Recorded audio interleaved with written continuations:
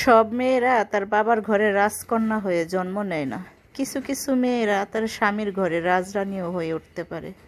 আসসালামু আলাইকুম, কেমন আছেন সবাই? আশা করি ভালো আছেন। আমি আলহামদুলিল্লাহ ভালো আছি। আজকে কিছু কথা শেয়ার করব, কোনো ভিডিও নিয়ে আসিনি। আসলে প্রত্যেকটা মেয়ে মানুষেরই একটা শখ থাকে, স্বপ্ন থাকে। হয়তো শখের বয়সগুলায় টাকা পয়সা থাকে না। তা আমার জীবনের গল্পগুলো কিন্তু এরকমই, কেননা আমি কিন্তু অনেক গরিব ঘরের একটা মেয়ে।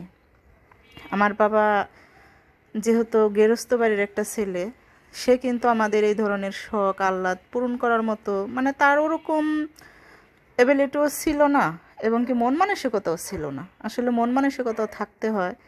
তা আমরা কিন্তু অনেকগুলো ভাই বোন, তাও না 4 ভাই বোন ছিল। আমি কিন্তু সবার বড়, কিন্তু আমার শখ ছিল সবার থেকে একটু আলাদা, অন্য রকমের।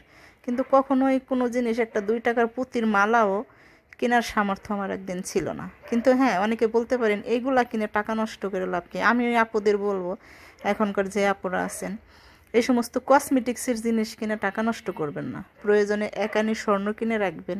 কিন্তু হ্যাঁ, এই জিনিসগুলো আমার এখনকার না। অনেকে হয়তো বলতে পারবেন, তারপরে এখানে যে কয় টাকার জিনিস আছে, আমি যখন কিনে রাখছি তখন হয়তো 2000-2500 টাকা আনি ছিল স্বর্ণের একানি কানের দুল। তাও হয়তো 2-3 আনি হয়ে যাইতো। তা আমিও হয়তো ওইখানেও ভুল করছি।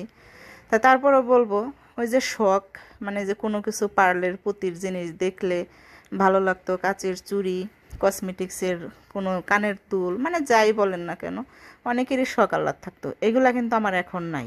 এই স্বপ্নও নাই, শখও নাই। এগুলো আমি কিনিও না, টাকাও নষ্ট করি না। কিন্তু হ্যাঁ, এগুলো আমি আগে অনেক কিনতাম।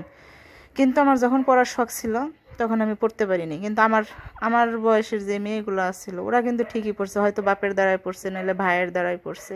আসলে ওরকম কপাল নিয়ে জন্ম হয়নি। বিয়ে হওয়ার পরের দিন থেকেই স্বামী যে যেরকমই ছিল, তার হাতের চাবিটা আমার হাতে দিয়ে দিছে। টাকা পয়সার সমস্ত কিছু দায়িত্ব আমার হাতে ছিল।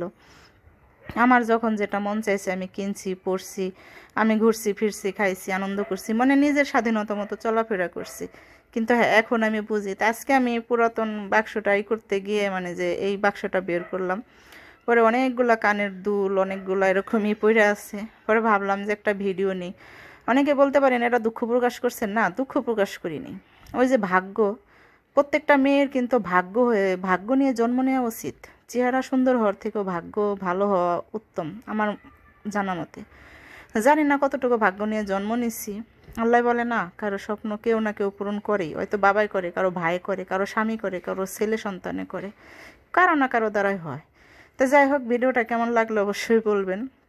এখানে সবই কিন্তু কসমেটিক্সের, কোনো এমন তেমন কোনো না। আর ইউটিউব থেকে দেখে থাকলে অবশ্যই আমার চ্যানেলটা সাবস্ক্রাইব করে রাখেন। সবাই ভালো থাকেন। আল্লাহ হাফেজ।